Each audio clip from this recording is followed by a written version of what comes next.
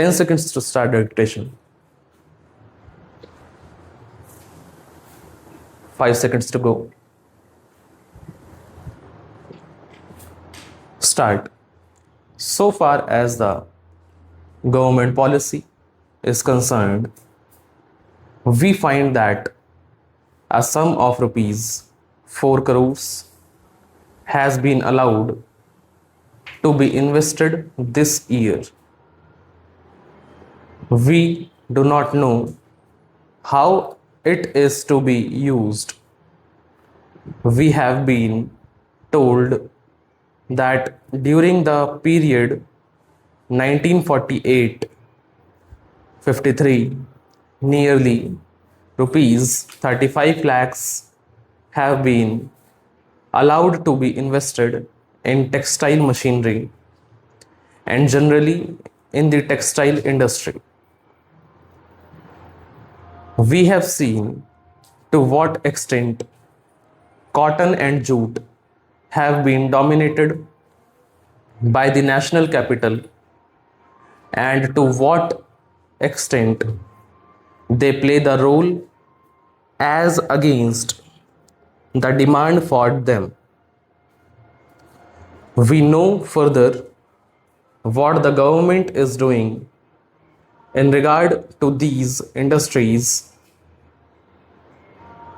and how the Indian counterpart in these industries are behaving.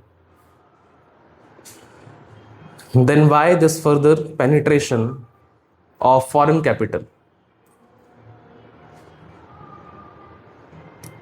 Even in regard to the expansion scheme, we find that paints, soaps, electric fans, and machine tools are some of the industries where the government is allowed foreign interest to establish or expand their factories.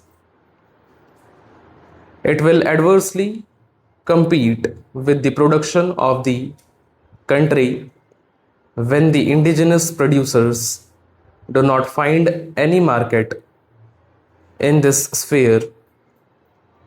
Therefore, we have got to see to what extent the capital issue has been regulated by this government and particularly by the finance department so that the national well-being of the country could be guaranteed. Then we have got to look into the fact as to how far the new industries are allowed to function.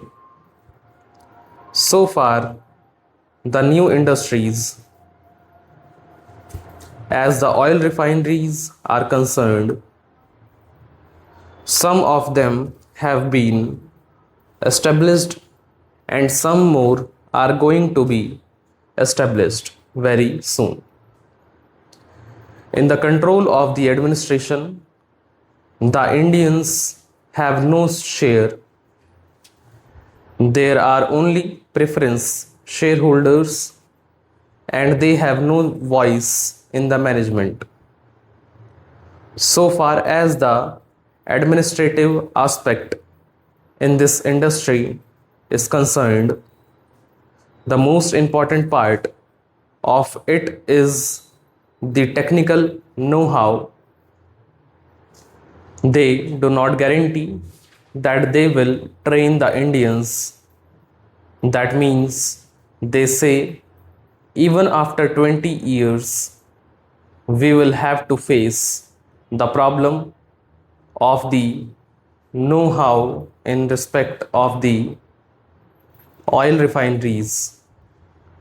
I do not know why the government are showing softness to foreigners in this matter.